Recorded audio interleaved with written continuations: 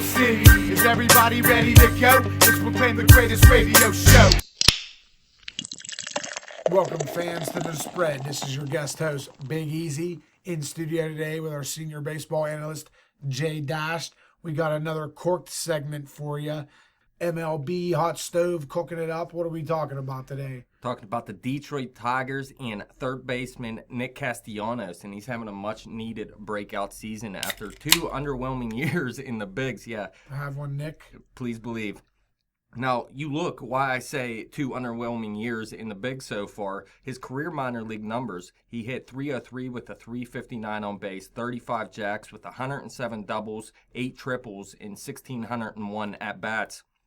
He hit a high of 18 home runs in 533 at-bats in AAA in 2013. Then he was called up and got 18 major league at-bats that season, had 5 singles compared to just 1 strikeout. He was a top 50 prospect prior to the 2014 season, and in his rookie season in 2014, he hit .259 with a .306 on base, just 11 jacks, 36 walks compared to 140 strikeouts and 533 at-bats. And that was just his age 22 season, though. 2015, it didn't get much better, though. .255 with the .303 on base, couple more home runs, 15, 39 walks compared to 152 Ks and 549 at-bats. So his plate discipline didn't improve from one season to the next. And this season, he's 24 years old, usually the age that they'll break out when they come up at a young age. We've seen it out of one of our favorite players here on the Pittsburgh Pirates in Gregory Polanco, your boy. But this season, he's hitting .378 with a .405 on base, 7 home runs, 28 RBIs already, 15 runs, but he does have 7 walks compared to 29 Ks and 111 at-bats, so his plate discipline really hasn't improved, and that's why maybe these numbers are going to come down a little bit unless that does improve a little bit. But look at his 2016 ranks. That .378 is best in the AL. He hit .363 in April. He's hitting .419 so far in May. Has at least 1 hit in 12 of his last 13 games. He's 4th in the AL in RBI with 28.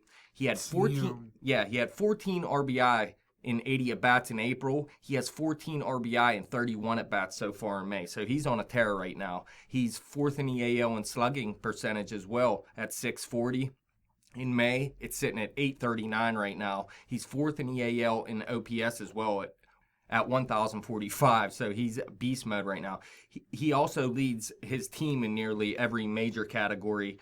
His improvements, like I said, though, they really haven't come in the form of plate discipline. He's on pace for 30-some walks, 140 or more Ks, just right in line with the past 2 seasons.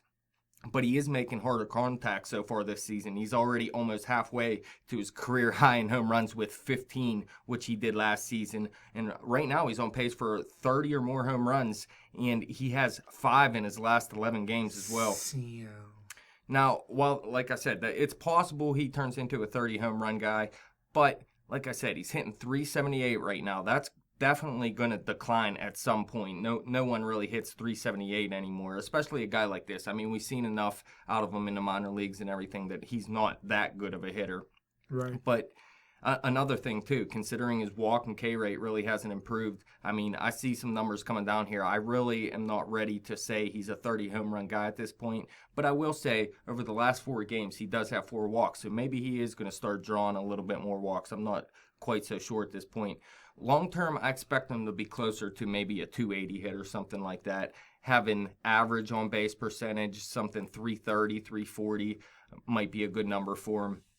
The power surge, though, it's not completely surprising just because he's in his age 24 season, like I said before, and he was kind of rushed through the minors a little bit. He's still growing into his body and everything, and there's a chance that he becomes a 25, 30 home run guy annually. He has to keep this average up, though. He can't fall down to a 250 hitter or anything like he was over his first 2 seasons.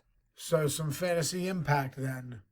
He's been one of the best third basemen in baseball so far in fantasy. Like I said, I'm not sure he's going to be able to keep this up. I want to see if the power remains when his average comes down. Is he going to be able to hit another 20 home runs this season while his average drops down 70 points to where he should be hitting in a good season?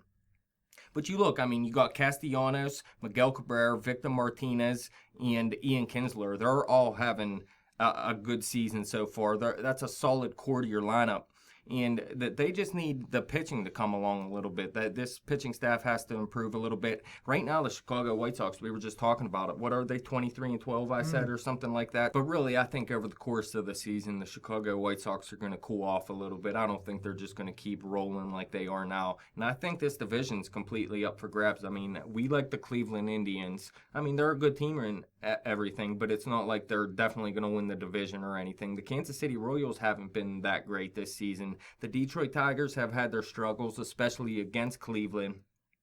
I think all these teams have a chance, though. The only one that really doesn't is the Minnesota Twins. They look like one of the worst teams in baseball right now. Yeah, struggling.